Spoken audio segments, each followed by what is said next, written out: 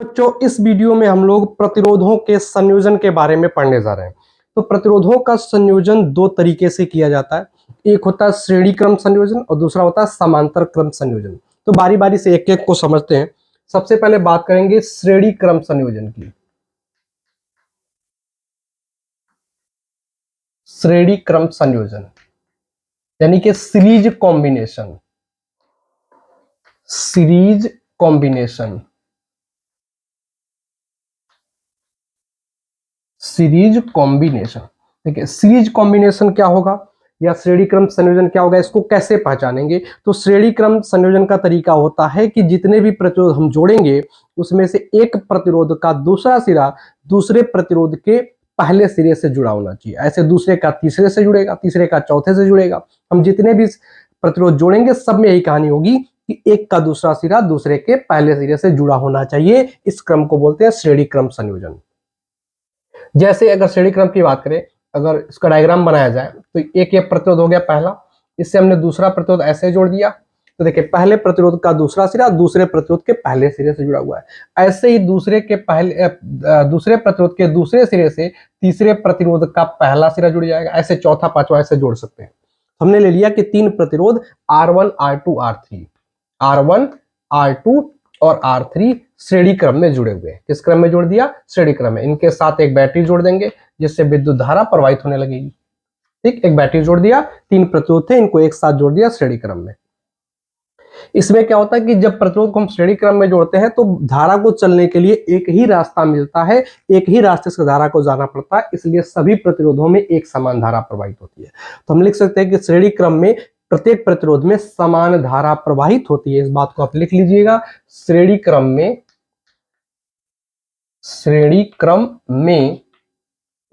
संयोजन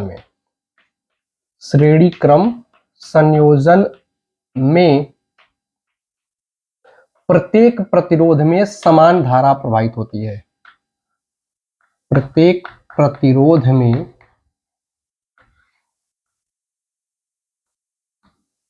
समान धारा प्रवाहित होती है। समान धारा प्रवाहित होती है।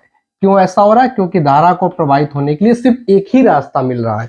यहां से अगर धारा चल रहा है, आई धारा चलेगी, तो यही आई धारा पहले प्रतिरोध में भी जाएगी, फिर दूसरे में भी जाएगी, फिर तीसरे में भी जाएगी, फिर इधर से होते हुए दूसरे सिरे से प्रवेश कर जाएगी। तो एक ही रास्ता होने की वजह से सभी प्रतिरोधों में एक समान धारा प्रवाहित हो रही है। अगर हम मान लें कि बैटरी हमारी V वोल्ट की है, तो जो टोटल विभवांतर, कुल विभवांतर होगा वो V वोल्ट होगा।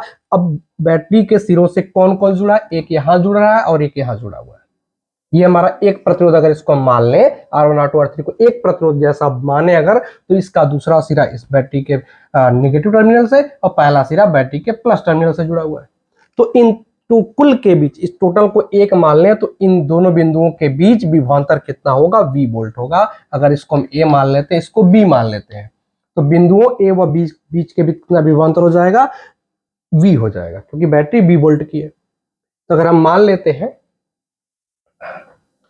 कि माना तीन प्रतिरोध, पहले इन सबको लिख लें, माना तीन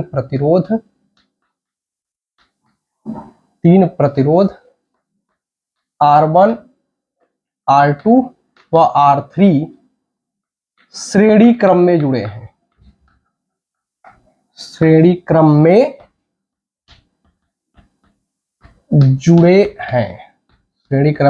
जुड़े हैं। अब इनके सिरों के बीच का विभवांतर, टोटल यहां से A और B के बीच का देखेंगे तो बैटरी के बराबर हो जाएगा। इस पर अलग होगा, इस पर अलग होगा, इस पर अलग होगा, तीनों को लेकिन अगर जोड़ देंगे तो V के बराबर आ जाएगा। तो अगर हम इसका प्रतिरोध V1 मान लें, इसका विभवांतर V1 मान लें, इस पर विभवांतर V2 मान लें और इस पर विभवांतर V3 मान लें, तो V1 plus V2 plus V3 मिलकर के V के बराबर हो जाएगा। तो तीन प्रतिरोध R1 R2 R3 श्रेणी क्रम में जुड़े हैं। इनके सिरों के बीच विभवांतर,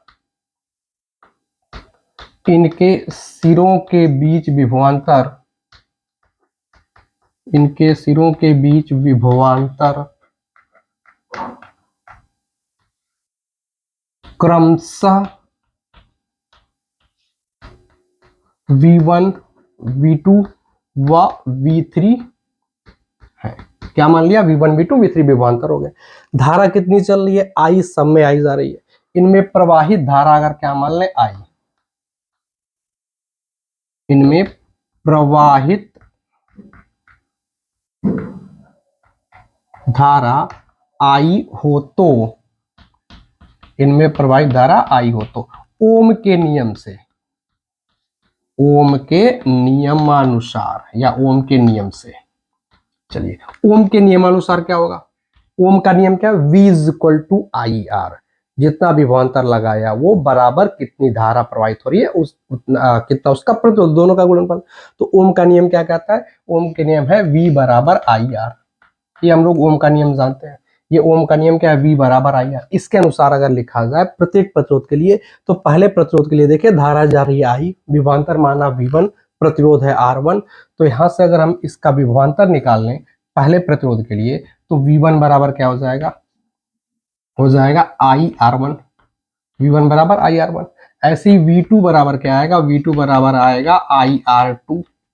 ऐसे ही V3 बराबर क्या आ जाएगा, IR3। ये किससे हम लिख रहे हैं, ओम के नियम से। अब इन तीनों का परिणामी यानी तुल्य प्रतिरोध, तीनों को जोड़ करके एक मान ले, उसको अगर R मान ले तो क्या होगा, यदि R1 R2 R3 का तुल्य प्रतिरोध, का तुल्य प्रतिरोध R हो तो, अगर तुल्य प्रतिरोध इसका क्या मान लिया, R हो तो, अब इस तुल्य प्रतिरोध जिसको एक माना गया वो बिंदु A व B के बीच जुड़ा हुआ है। तो A व B के बीच विभवांतर कितना होगा, जितने वोल्ट की बैटरी जुड़ी हुई है। तो इसका मतलब जो तुल्य प्रतिरोध R है उसके सिरों के बीच का विभवांतर हो गया V, धारा तो वही जा रही है सब में I, और प्रतिरोध क्या होगा उसको हमने R मान लिया। तो ओम का नियम अगर इसके लिए लगाएंगे तो V बराबर क्या लिखना पड़ेगा, V बराबर IR लिखना पड़ेगा, V बराबर IR। चलिए ये हो गया। अब हम ये जान रहे हैं कि जो कुल विभवांतर है A और B के बीच का वो V है और V1 plus V2 plus V3 के बराबर है। तो हम यहाँ क्या लिख सकते हैं, क्योंकि जो V होगा वो किसके बराबर होगा, V1 plus V2 plus V3 के बराबर होगा, V1 plus V2 plus V3 के बराबर होगा। अब V1 V2 V3 सबका मान हम रख दें और V का भी मान रख दें, तो V इज इक्वल टू हम क्या रख सकते हैं, IR। V1 के जगह पे क्या रख सकते हैं, IR1। V2 के जगह पे क्या रख सकते हैं, IR2। V3 के जगह पे क्या रख सकते हैं, IR3। यहाँ से I कॉमन ले लेंगे, दोनों साइड से I कॉमन लेके दोनों साइड से कैंसिल कर सकते हैं। यहाँ से I कॉमन ले लेंगे तो क्या हो जाएगा, I is equal two into R1 plus R2 plus R3 bracket में हो गया। इधर है IR, I से I कैंसिल हो गया तो R बराबर क्या आ गया, R बराबर आ गया R1 plus R2 plus R3। इसका मतलब क्या हुआ कि जो तुल्य प्रतिरोध है श्रेणी क्रम में, जो तुल्य प्रतिरोध है वह दिए गए प्रतिरोधों के योग के बराबर होता है। श्रेणी संयोजन में जो तुल्य प्रतिरोध होता है दिए गए प्रतिरोधों के योग के बराबर होता है। इस लाइन को आप नीचे लिख सकते हैं, इस लाइन को नीचे लिखिए, अर्थात श्रेणी क्रम संयोजन में तुल्य प्रतिरोध दिए गए प्रतिरोधों के योग के बराबर होता है। इस तरह से हमने देखा कि श्रेणी क्रम संयोजन कैसे करते हैं, इसमें क्या रिजल्ट आता है। तो श्रेणी क्रम संयोजन में कैसे जोड़ेंगे, एक के दूसरे सिरे से दूसरे का पहला सिरा, दूसरे के दूसरे सिरे से तीसरे का पहला सिरा, इस प्रकार से हम जोड़ते जाएं तो यह श्रेणी क्रम संयोजन है। इसमें जो धारा चलती है सब में एक समान चलती है, क्योंकि धारा को सिर्फ एक ही रास्ता मिलता है, इसलिए सभी श्रेणी क्रम में जुड़े प्रतिरोधों में एक समान धारा जाएगी। टोटल विभवांतर जो होगा तुल्य अगर हम एक मान लें तो टोटल विभवांतर जो होगा सबके योग के बराबर होता है। V बराबर V1 plus V2 plus V3, जितने प्रतिरोध जुड़े होंगे सबके सिरों के बीच का विभवांतर का योग कुल विभवांतर के बराबर, जो कि बैटरी की वोल्टेज है, बैटरी के वोल्टेज के बराबर होगा। क्या इतनी बात क्लियर है। हमने अलग अलग तीनों में ओम का नियम लगाया, तुल्य के लिए ओम का नियम लगाया और V बराबर V1 plus V2 plus V3 apply कर दिया। रिजल्ट हमारे सामने है कि जो तुल्य प्रतिरोध है सभी प्रतिरोधों के योग के बराबर होता है। किस संयोजन में, श्रेणी क्रम संयोजन में। चलिए इतना नोट कर लीजिए, इसके बाद हम लोग आगे बढ़ते हैं। अब देखते हैं कि समांतर क्रम संयोजन में क्या होगा।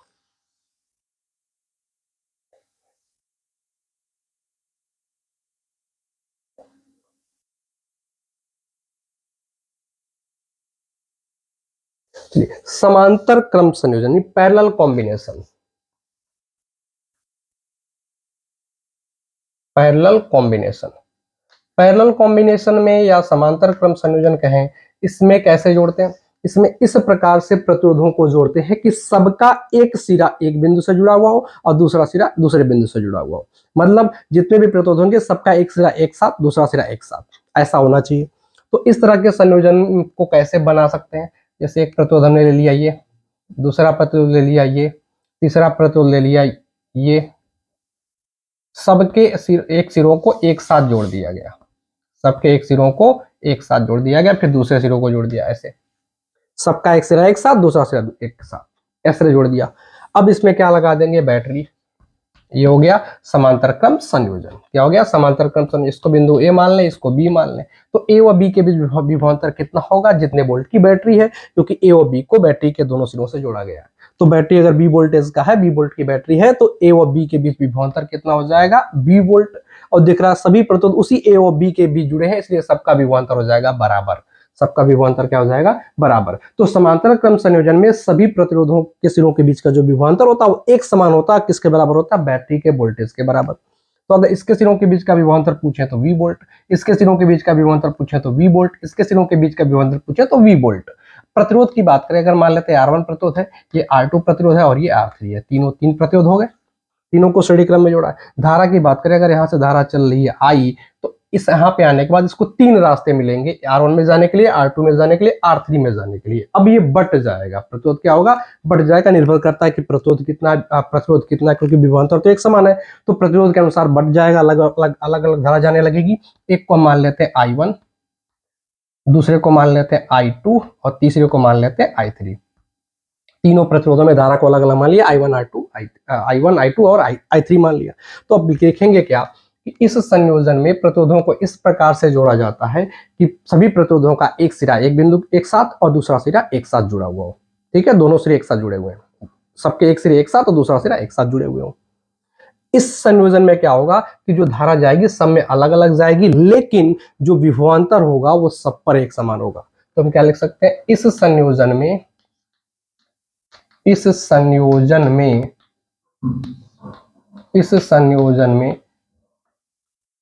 सभी प्रतिरोधों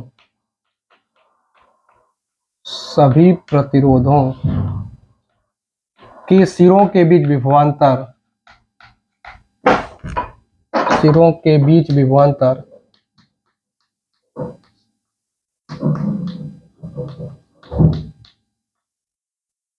एक समान रहता है।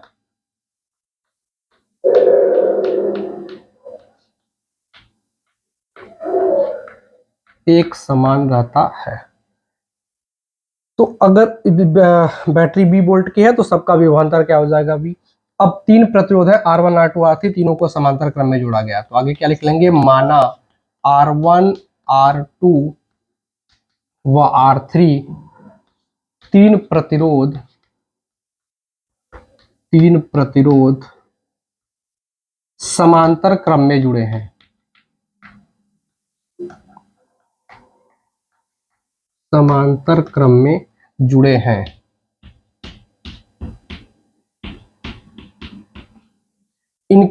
इनमें प्रवाहित होने वाली जो धारा उसको I1 I2 I3 अलग अलग मानना पड़ेगा। तो ये भी लिख लेते हैं, इनमें प्रवाहित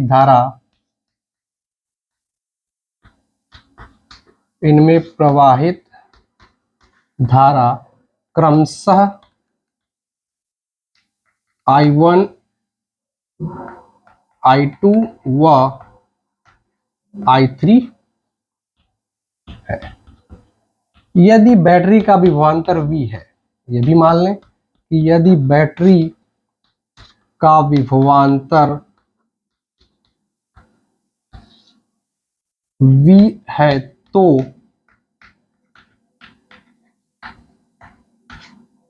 प्रत्येक